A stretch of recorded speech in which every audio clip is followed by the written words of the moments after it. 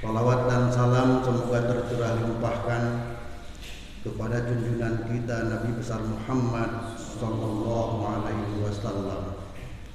Tak lupa kepada keluarganya, sahabatnya, para tabi'in, atba tabi'in, mudah-mudahan sampai kepada kita sebagai umatnya. Amin ya Allah ya rabbal alamin. Hadirin jamaah yang dimuliakan Allah Subhanahu wa taala, pada kesempatan ini setelah memilih mutolaah kitab ini, kitab itu, dulu pernah membahas kitab Riyadhus Shalihin, tapi ternyata memang luar biasa muatan hadis di Riyadhus Shalihin itu. Karena kalau kita memahami hadis hanya secara tekstual, tidak ada yang mensyarahi, tidak ada yang menjelaskan, khawatir kita menjelaskan maksud dan tujuan hadis tersebut berdasarkan pemikiran kita. Memang banyak Riyadhus Shalihin itu yang mensyarahi. Ada Syekh Utsaimin, ada juga sarah dari Riyadhus Shalihin ini namanya Bahjatun Nadhirin, ada juga Dalilul Falihin. Cuman yang sesuai dengan mazhab dari Imam Nawawi itu adalah Dalilul Falihin. Saya cari-cari, ya luar biasa, kitabnya itu 550.000 berbahasa Arab karena belum ada yang menerjemahkan. Nah, itu penjelasannya memang sesuai dengan mazhabnya, alirannya, sesuai dengan Imam Nawawi. Kalau kitab Bahjatun Nadhirin yang dikarang juga oleh Utsaimin dan lain sebagainya, memang itu di luar mazhab dari Imam Nawawi. Hadirin jamaah yang dimuliakan Allah Subhanahu wa taala, kemarin itu saya buka-buka lagi, ternyata ada kitab kajian yang pernah saya kaji di pesantren dulu. Namanya itu adalah Mukhtarul Ahadits An-Nabawiyah. Jadi hadis-hadis pilihan. Saya lihat di kitab ini ternyata selesai dikaji tanggal 13 bulan 5 tahun 98 ya. Jadi alhamdulillah dulu saya tulis begitu, tanggal 13 bulan 5 tahun 98. Berarti kitab ini sudah ada 22 tahun yang lalu ya. 22 tahun yang lalu yang pernah saya kaji. Hadirin jamaah yang dimuliakan Allah Subhanahu wa taala, kitab ini dikarang oleh almarhum As-Sayyid Ahmad Al-Hashimi. Sangat luar biasa, ada 1398 hadis di dalam kitab Mukhtarul Ahadits ini. Yang 1398 ini hadis-hadisnya disusun secara alfabet. Jadi huruf hijaiyah, alif, ada berapa hadis, ba, ada berapa hadis, terus sampai ya. Ini sangat luar biasa. Mudah-mudahan kita semua bisa mendalami kumpulan-kumpulan hadis yang baik ini yang dikarang oleh As-Sayyid Ahmad Al-Hashimi. Hadirin jamaah yang dimuliakan Allah Subhanahu wa taala, hadis yang pertama tentang huruf hamzah atau alif. Bismillahirrahmanirrahim. Ati, datang. Ini berarti Rasulullah. Babal jannati, ke pintu surga. Yaumal kiamati, di hari kiamah. Fa'astaftihu, maka aku meminta untuk membukakan pintu surga tersebut. Fayaqulu al-khazin, maka berkata atau bertanya penjaga, man anta, siapa kamu? Fa'aqulu, maka Rasulullah menjawab, Muhammadun, yaitu Nabi besar Muhammad sallallahu alaihi wasallam. Fayaqulu, maka berkata penjaga pintu surga itu, bika, hanya untukmu, umirtu, aku diperintahkan, ala abtaha, tidak membukakan pintu surga, li ahadin, kepada seorang pun, qoblaka, sebelum kamu. Ruwahu Ahmad an Anas, diriwayatkan dari Ahmad dari Anas. Hadirin jamaah yang dimuliakan Allah Subhanahu wa taala, hadis ini berbicara tentang kemuliaan Kangjeng Rasulullah sallallahu alaihi wasallam.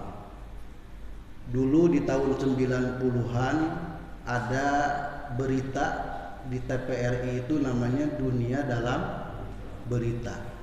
Kalau ini mungkin akhirat dalam berita, bukan dalam dunia. Jadi menceritakan akhirat lah, gitu maksudnya. Nah, ini adalah salah satu kemuliaan dari Kangjeng Rasulullah sallallahu alaihi wasallam. Dulu pernah disebutkan bahwa Rasulullah itu dalam hadis yang diriwayatkan oleh At-Tirmidzi, ana habibullah wala fakhra, saya ini adalah kekasih Allah tetapi aku tidak congkak. Ini pernah disampaikan. Wa ana hamilu liwa'il hamdi yaumal qiyamah, aku adalah yang membawa panji kemuliaan yaumal qiyamati, di hari kiamat, tahtahu Adam pamandunahu wala fakhra, yang di bawah bendera atau liwa pujian itu adalah Nabi Adam dan umatnya sampai ke bawah, wala fakhra, tetapi aku tidak congkak. Jadi nanti yang membawa umat seluruhnya adalah Rasulullah sallallahu alaihi wasallam. Wa ana awwalu syafi'in, dan nanti itu di yaumil qiyamah yang hanya bisa memberikan syafaat itu adalah Rasulullah sallallahu alaihi wasallam. Nah, disinilah salah satu kasih sayang Rasulullah sallallahu alaihi wasallam. Para nabi oleh Allah diberikan doa yang mustajab di dunia ini. Tetapi hanya satu-satunya nabi yang doa mustajabnya itu tidak diminta di dunia ini. Tetapi Rasulullah Shallallahu Alaihi Wasallam saking sayangnya kepada umatnya, doa yang diijabahnya itu nanti akan dimintakan di yaumil qiyamah. Mengapa?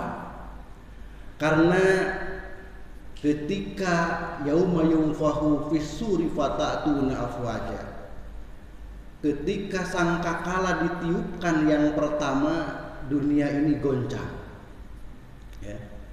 Setelah itu ditiupkan sangkakala yang kedua, maka meninggallah seluruh manusia. Ini kajian ini mungkin 50 tahun ke atas saja. Tapi nggak apa-apa mengingatkan kita, walaupun ada yang muda-muda. Jadi yang kedua itu meninggal semua manusia, jin, bahkan malaikat. Dan tiupan yang ketiga adalah manusia dihidupkan kembali dari alam kuburnya. Nah, hadirin jamaah yang dimuliakan Allah Subhanahu wa taala, pada waktu itu ketika manusia dibangkitkan dari alam kuburnya, maka dikumpulkan oleh Allah di padang mahsyar.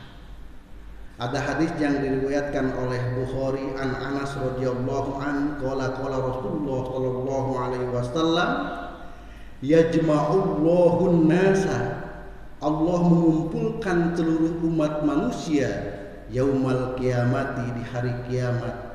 Fayaqulu, maka mereka itu berkata, laus tasfa'na ala rabbina, seandainya kita semua diberikan syafaat dari Tuhan kami, hatta yurihana mimmakarina, sehingga meringankan kekacauan, penderitaan yang kami alami pada waktu ini. Karena manusia pada waktu itu paciweuh. Bahkan pada waktu manusia dibangkitkan dari alam kubur itu, tidak ada yang menggunakan pakaian sehelai itu. Tetapi ketika tidak menggunakan pakaian juga tidak saling melihat. Mengapa? Karena kekacauan dan juga pada waktu itu yang riweuh anu luar biasa. Hadirin jamaah yang dimuliakan Allah Subhanahu wa taala, pada waktu itu tidak ada yang menaungi dari naungan Allah kecuali 7 orang, 7 golongan. Di hadis halaman 84 dikatakan, sab'atun, ada 7 yudilluhumullah, yang diberikan naungan oleh Allah fi dillihi, dalam naungannya, yauma la dhilla illa dhillu, yang tidak ada naungan kecuali naungan Allah Subhanahu wa taala. Mana yang 7 golongan itu? Imamun adilun.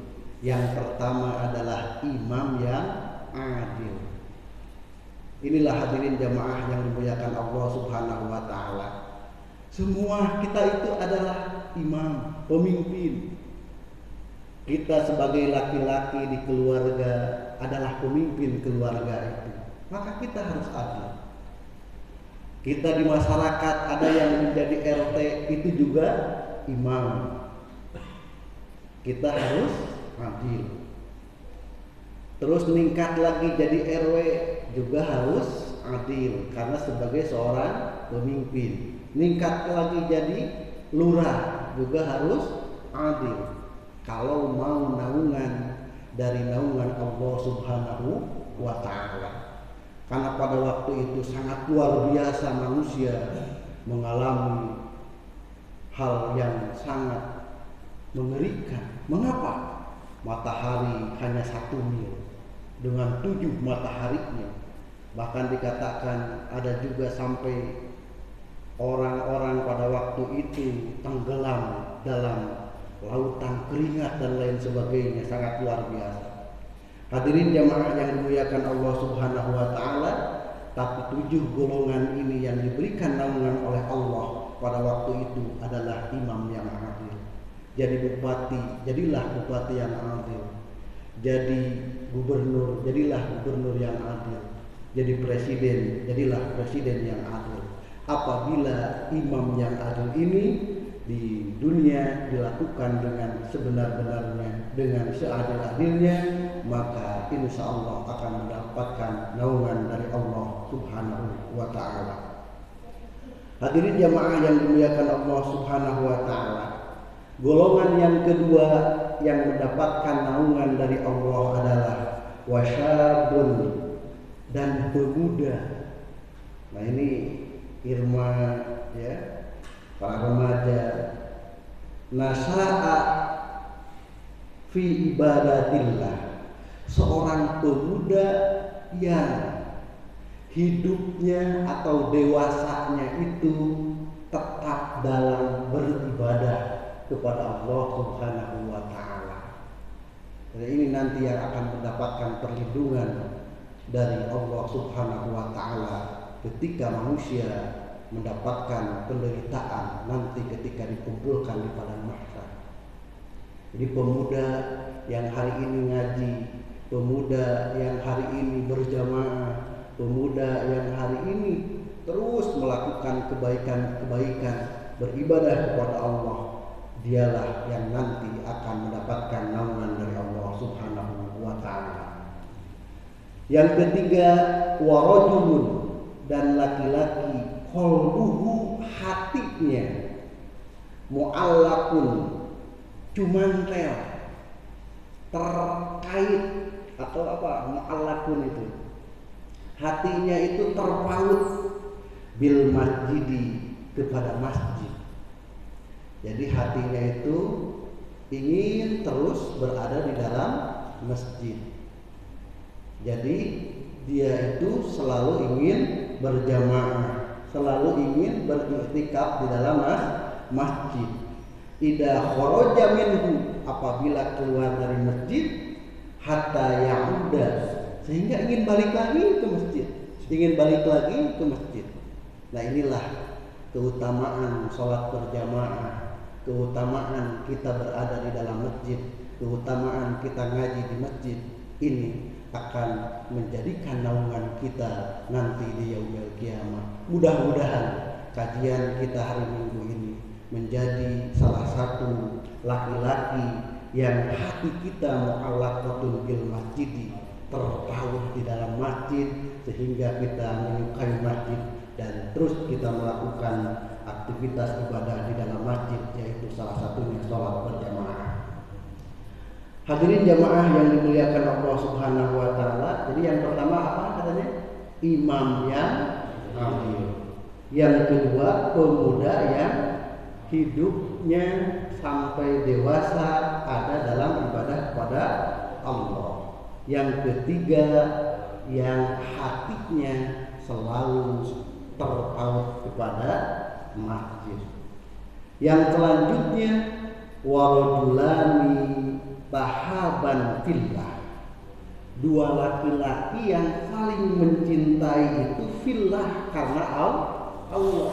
Maksudnya bukan mencintai laki-laki dengan laki-laki ini, ya, bukan gay begitu, tetapi berkumpulnya, ijtama'a alaihi, berkumpulnya, waftaraqo alaihi, dan berpisahnya itu fillah, karena Allah Subhanahu wa ta'ala. Nah, mudah-mudahan kumpulan kita pada kajian minggu ini karena Allah, bukan karena apa-apa, bukan karena kita malu, bukan karena kita dekat, bukan karena apa-apa, tetapi kumpulnya kita di sini adalah karena Allah Subhanahu wa ta'ala. Dan ketika kita nanti berpisah dari kumpulan ini, dari pengajian ini, juga terpisahnya karena Allah Subhanahu wa ta'ala. Hadirin jamaah yang dimuliakan Allah Subhanahu wa ta'ala.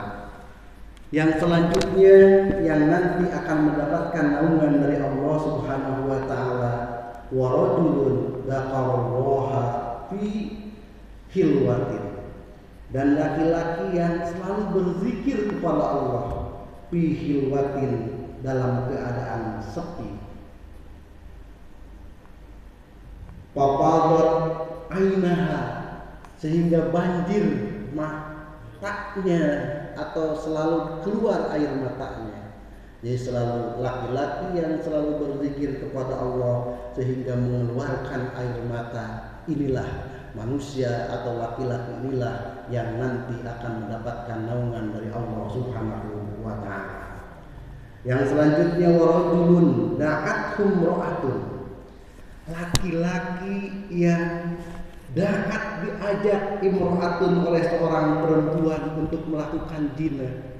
Apalagi laki perempuannya itu datuman sibin wajamalin, punya kedudukan cantik luar biasa, gelis kawanti-wanti endah malih warna, pokoknya namun ayeuna budak pamuda ningali, pasti we kabita, saking cantiknya ini wanita.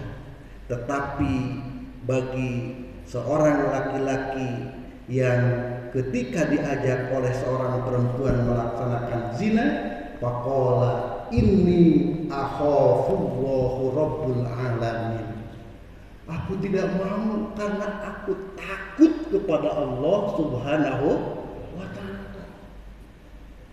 Bukan karena takut ketahuan oleh manusia. Coba bayangkan, kalau kita dalam satu rumah ada seorang perempuan yang cantiknya luar biasa, kunci semua rumahnya dikunci, siapa yang tidak tergoda?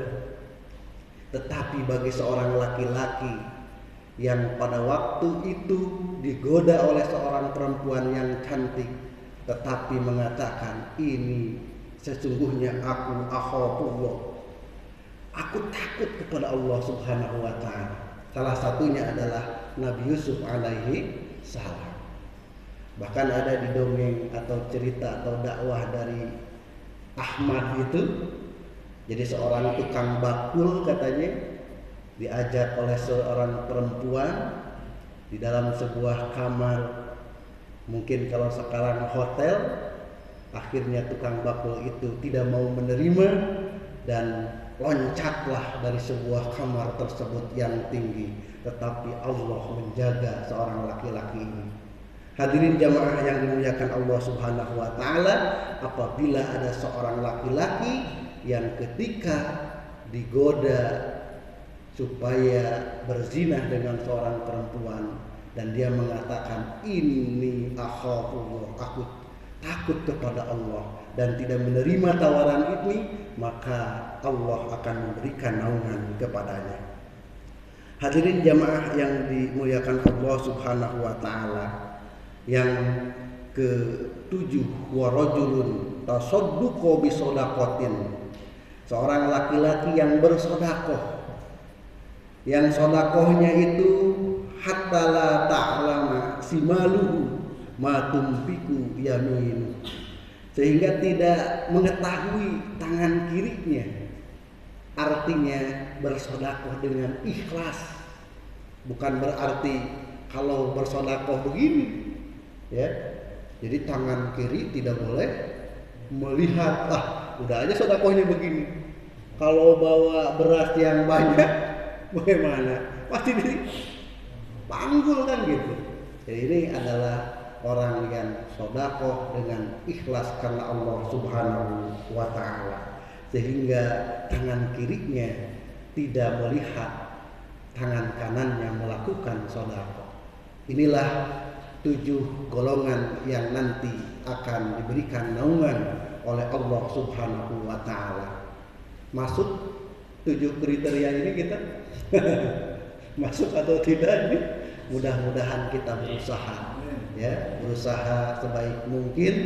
Kita masih ada waktu untuk merubah diri kita. Mudah-mudahan kita semua diberikan nanti di yaumul kiamat naungan dari Allah Subhanahu wa ta'ala. Hadirin jamaah yang dimuliakan Allah Subhanahu wa ta'ala, ketika pada waktu itu pacuh yang sangat luar biasa. What the meaning is pacuh? Berkerumun. Luar biasa pada waktu itu riwehnya. Apa yang dilakukan? Yang dilakukan adalah payatunal Adam. Mereka datang kepada Nabi Adam berbondong-bondong, berkerumun. Ya. Mereka datang kepada Nabi Adam berkerumun.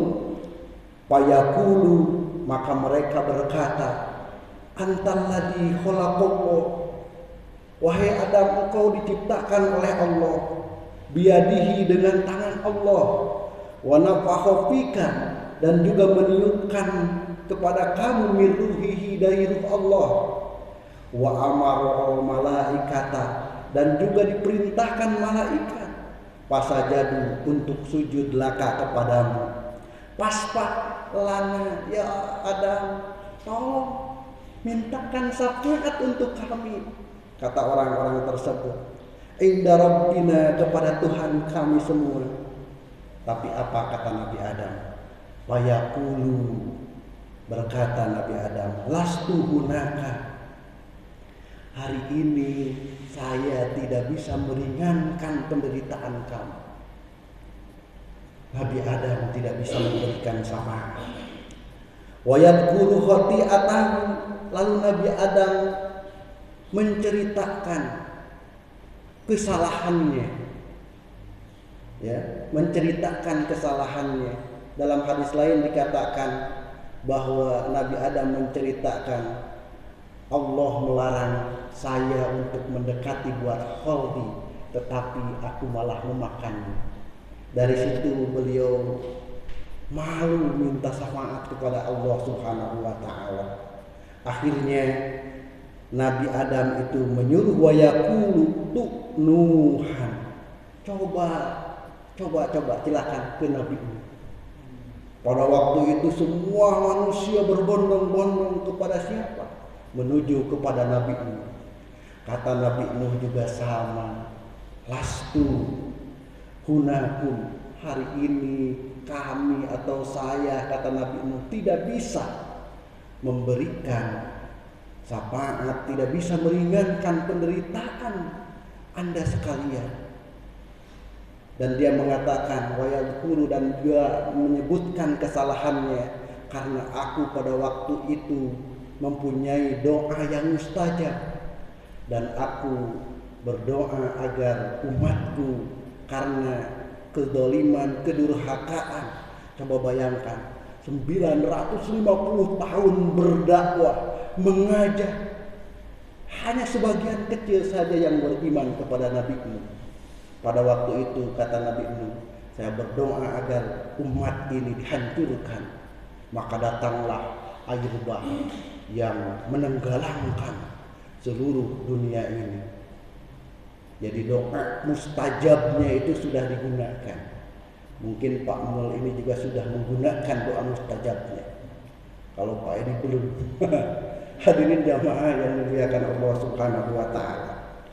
Selanjutnya kata Nabi ini, coba datangilah Nabi Musa. Akhirnya semua manusia berbondong-bondong kepada Nabi Musa. Dan pada waktu itu juga Nabi Musa tidak bisa memberikan syafaat, tidak bisa memberikan keringanan, tidak bisa memberikan keringanan kepada penderitaan yang dialami oleh manusia. Sebab Nabi Musa juga mengatakan, aku pernah membunuh seorang hamba yang Allah melarang membunuhnya. Karena ceritanya di Mesir pada waktu itu seorang Nabiullah Musa alaihissalam menjadi seorang yang Kibti, sedangkan beliau pada waktu itu membunuh seorang Kibti, pemuda Kibti yang pada waktu itu sedang menyiksa umat dari Nabi Musa alaihissalam yang dari Yahudi. Jadi ada Kibti, ada Yahudi pada waktu itu. Dengan satu pukulan, dalam Al-Quran wadrib bi'asokal hajar. Jadi satu pukulan itu langsung meninggal. Luar biasa hebatnya Nabi Musa pada waktu itu. Hadirin jamaah yang dimuliakan Allah Subhanahu wa taala. Aku malu meminta syafaat kepada Allah Subhanahu wa taala. Coba ke Nabi Isa alaihissalam. Akhirnya semua ke Nabi Isa alaihissalam. Nabi Isa pun sama, tidak bisa meringankan penderitaan manusia pada waktu itu. Akhirnya Nabi Isa itu memerintahkan agar menghadap kepada Rasulullah Sallallahu Alaihi Wasallam. Apa yang dilakukan oleh Rasulullah Sallallahu Alaihi Wasallam ketika umat meminta kepada Rasulullah Sallallahu Alaihi Wasallam, maka Rasulullah Sallallahu Alaihi Wasallam bersujud di bawah aras pada waktu itu memohon pertolongan Allah. Jawaban Allah Subhanahu wa taala, angkat kepalamu, berikan syafaat kepada umat. Ini diijabahnya, mustajabnya itu disimpan nanti untuk akhirat karena kasih sayang Rasulullah Sallallahu Alaihi Wasallam. Hadirin jamaah yang dimuliakan Allah Subhanahu Wa Taala, hadis ini diriwayatkan oleh Bukhari nomor 6565 dalam Fathul Bari. Ya, maka ulama-ulama terdahulu itu banyak yang kreatif. Dari hadis ini Mereka membuat syairan, ya, membuat syairan yang menceritakan tentang ewuh pakewuh pada waktu itu, tetapi dengan sebuah syairan. Di dalam syairan itu kita sama-sama, ya, lumpat sakabeh jalma murunakeun Nabi Adam, minta tulung jeung syafaat Nabi Adam teh ngadaung, aduh karunya teuing boro-boro nyafaatan, kaula ge eukeun susah tuh sugan ka Nabi enu. Lumpat sakabeh jalma muruna ka Nabi enu, minta tulung jeung syafaat Nabi enu teh ngadaung, aduh karunya teuing boro-boro nyafaatan, kaula ge eukeun susah tuh sugan ka Nabi Ibrahim. Jadi kalimatnya sama, cuman diganti nanti Nabi Adam, Nabi Nuh, Nabi Ibrahim, Nabi Musa, Nabi Isa. Nah, baru terakhir itu lumpat sakabeh jalma muruna ka Kangjeng Nabi, ini Nabi Muhammad, minta tulung jeung syafaat Kangjeng Nabi teras sujud ka Yang Agung, nyuhunkeun syafaat Gusti Allah teh nembalan peku anjeun syafaatan, tengkatina sujud Kangjeng Nabi teh ngorejat nulungan para umatna anu cinta ka anjeunna.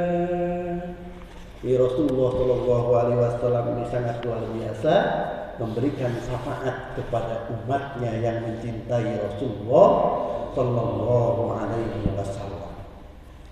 Hadirin jamaah yang dimuliakan Allah Subhanahu Wa Taala, jadi ewu pakeu kariu penderitaan yang dialami nanti di padang mahsyar ini sangat luar biasa, yang kita semua akan merasakan itu.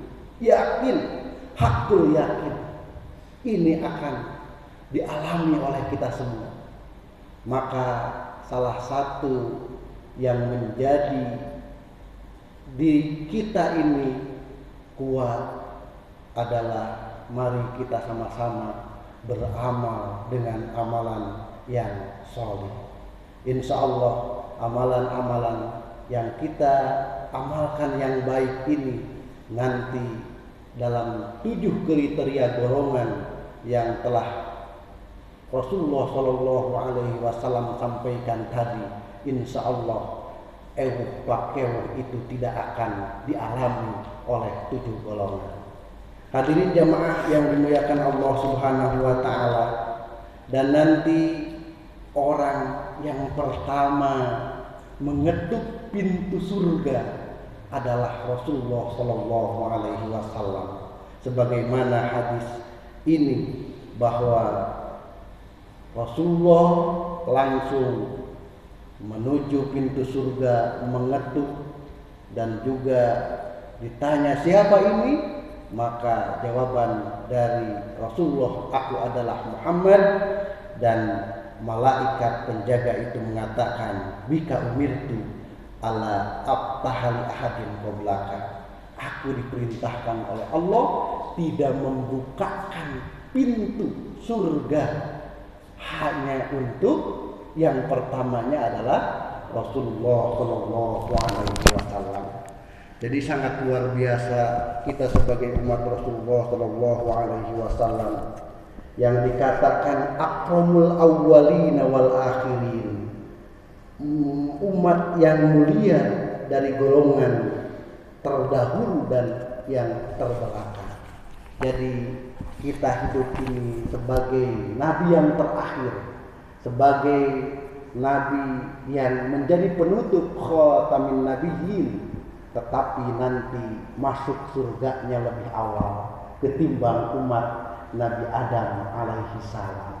Tetapi masuk surganya bagi umat Rasulullah Shallallahu Alaihi Wasallam kuncinya adalah cinta kepada Rasulullah Shallallahu Alaihi Wasallam yang nanti akan diberikan syafaat oleh Rasulullah Shallallahu Alaihi Wasallam.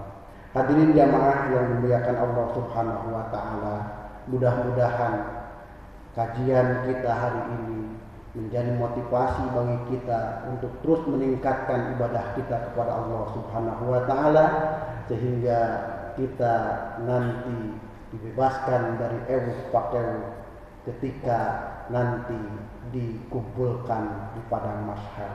Mudah-mudahan kita berdoa kepada Allah memberikan kekuatan kepada kita untuk terus istiqomah melakukan ibadah, untuk terus istiqomah melakukan kajian agar kita diberikan pemahaman.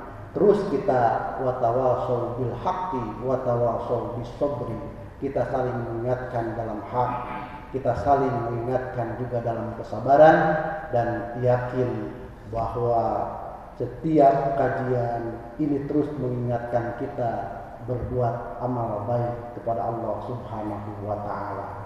Demikian kajian kita kali ini, mudah-mudahan ada manfaatnya khusus untuk pribadi sebagai motivasi agar terus bisa melakukan ibadah kepada Allah Subhanahu wa Ta'ala, umum untuk jamaah sekalian, sehingga kita diakui sebagai umat Rasulullah Sallallahu Alaihi Wasallam dan yang mencintai beliau. Salah satu kecintaan kita kepada Rasulullah Sallallahu Alaihi Wasallam adalah dengan menjalankan amal yang dicontohkan oleh Rasulullah Sallallahu Alaihi Wasallam. Demikian, mudah-mudahan ada manfaatnya. Mohon maaf apabila ada kesalahan dan kekurangan. Allahumma muwaffiq ila aqwamit thoriq. Wassalamualaikum warahmatullahi